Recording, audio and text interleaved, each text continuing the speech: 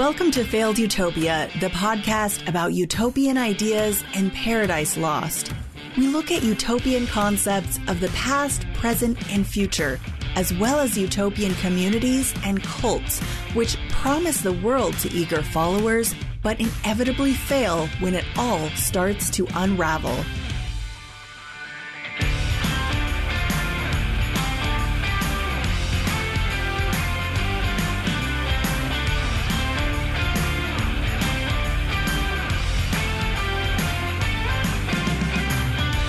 Hey Failed Utopians, it's Pride Month, and today I'm bringing you a story about a trans and queer haven in southern Colorado. First of all, this group gets 10 out of 10 from me just based on its name alone, the Tenacious Unicorn Ranch. It's an alpaca ranch founded by a group of trans people who wanted to create a little utopia where they could thrive away from persistent discrimination and hostility they faced as trans people out in the world. While they just want to live their lives and exist, they aren't willing to hide in order to be left alone.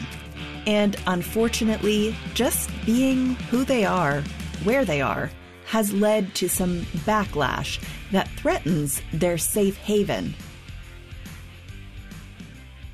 The idea for the ranch started back around 2016, more or less as a response to the Trump administration and the accompanying rising tide of hostility and discrimination toward the trans and queer community.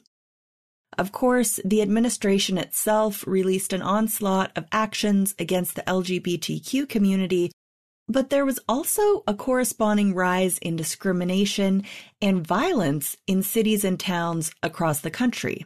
Now, I didn't go out and collect a bunch of statistics for you guys, but for one example, in 2017, Newsweek reported the deadliest year for trans people in U.S. history, with 25 murders documented as of November of that year.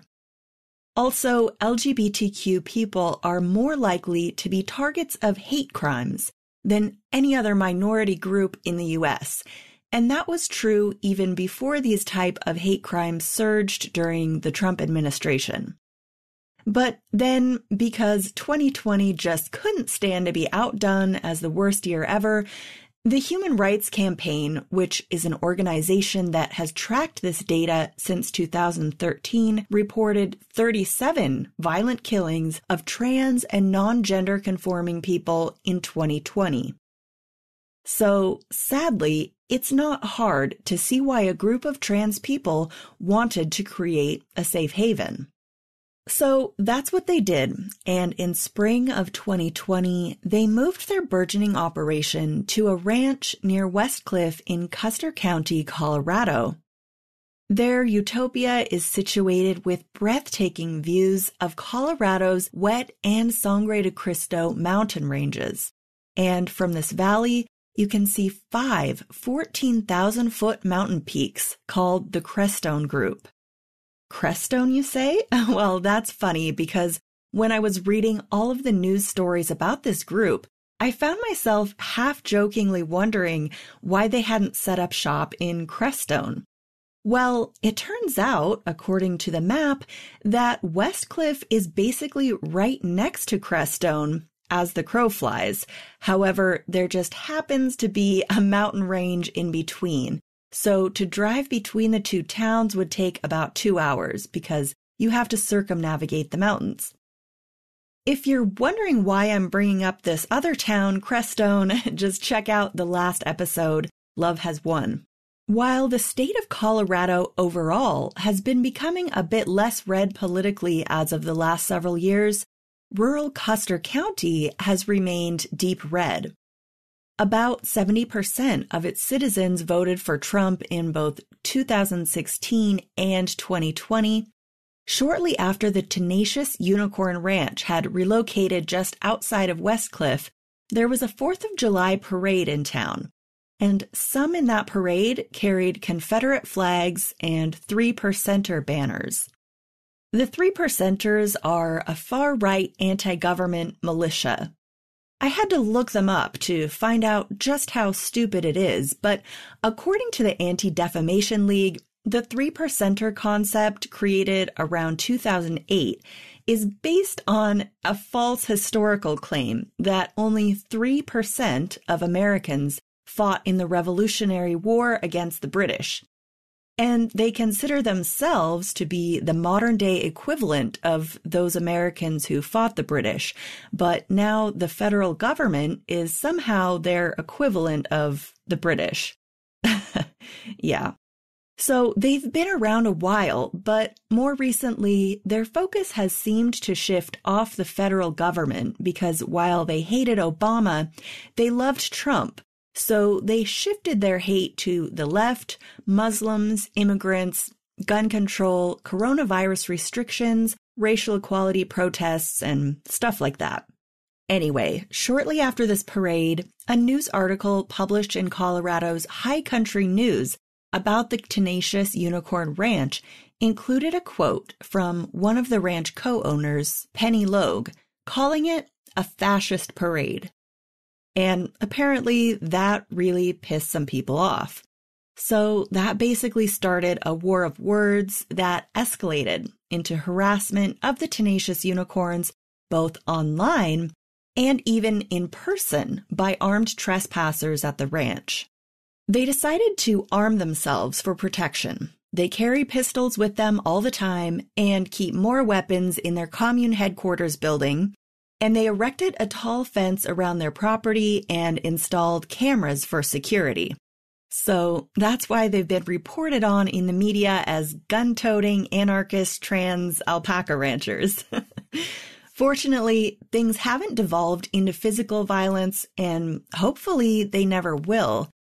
In media interviews, the Tenacious Unicorns have made it abundantly clear that they generally love the community around Westcliff and that most of the people there have been wonderful and supportive and become their friends, but that it's a minority of these ultra-conservative right-wing militia types who have made their lives difficult. You might be wondering where law enforcement has fallen in all of this. And it seems to be somewhat of a mixed bag. In news interviews, the local sheriff started out expressing sadness that anyone in their community would feel unsafe. However, things sort of went downhill after that, as he appeared to blame the Tenacious Unicorns for not making people like them.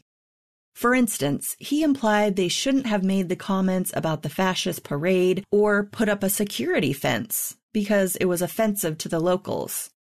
Personally, I don't think it's up to trans people to somehow magically make people who hate them start liking them, or hide who they are and keep their mouths shut.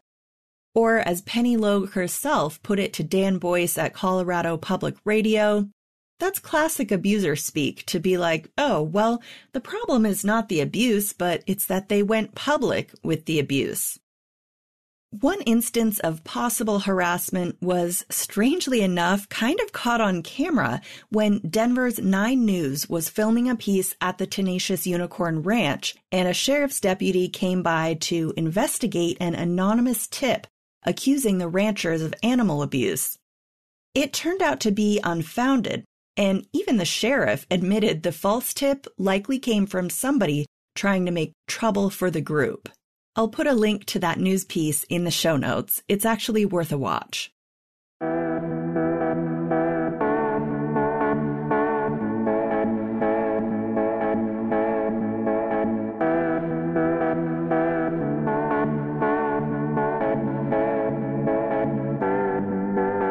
Aside from conflict with some of the locals, the ranch seems to be doing pretty well.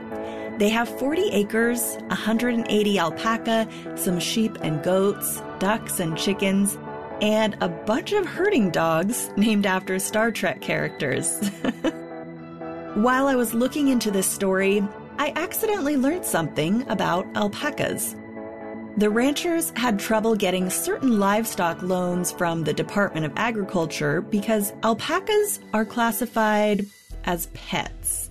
Yeah, I mean, that's just funny because who would go get a pet alpaca? unless you already live on a farm or something, I guess. And you could have a cow or a pig as a pet, but they're still considered livestock. So anyway, I don't know why that is. Maybe someone out there knows a little more about ranching than I do, and you can fill me in. But here's something funny that one of the ranch's co-founders told High Country News. There's something inherently queer about how many alpaca we have. People don't know what to do with us. Sure, we'll bring out some sheep. I guess that makes us normal or whatever, but that's the closest we'll get to assimilation. So apparently to other ranchers, having a bunch of alpacas is just like frivolous or something. But they love these alpacas. And they do have a commercial use. They shear their wool and make it into yarn and sell it. And alpaca wool is really soft.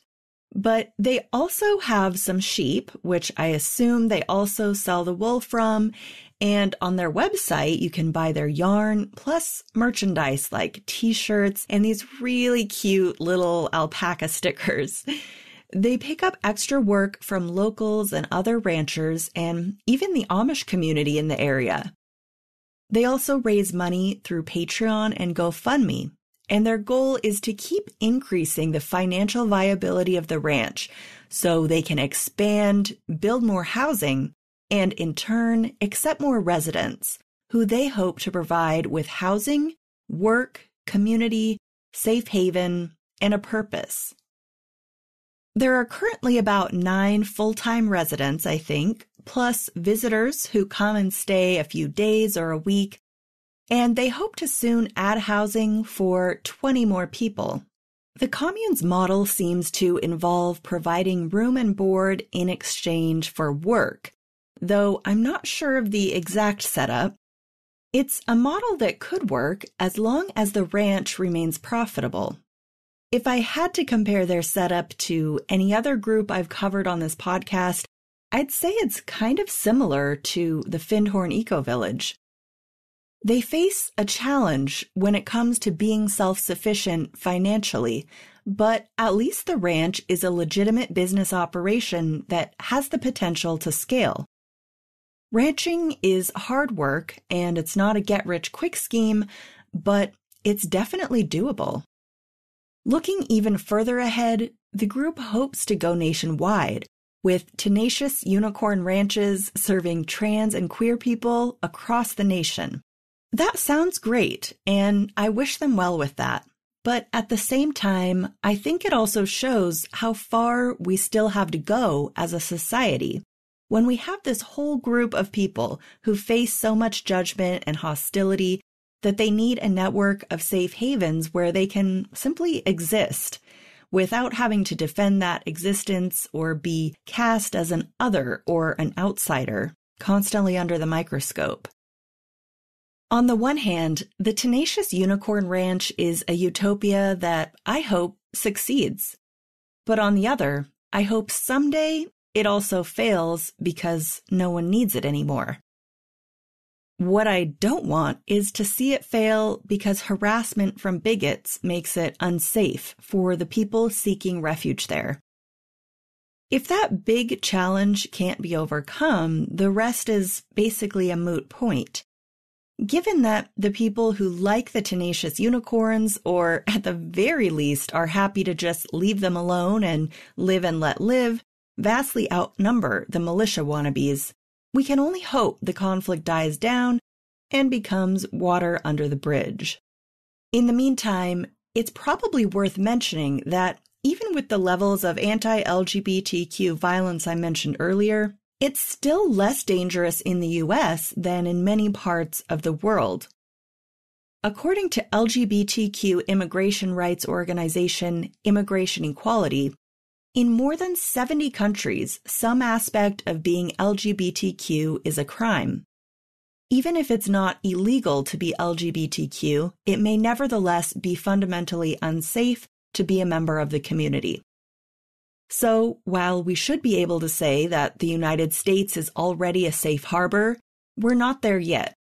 Not when we still have need of LGBTQ utopias like the Tenacious Unicorn Ranch.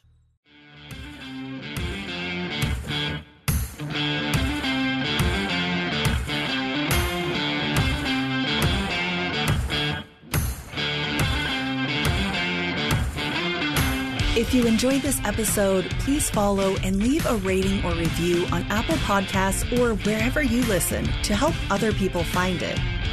Tell your friends about it, and if you want to support the pod directly and help keep new episodes coming, you can donate to the show through the link at the bottom of the show notes.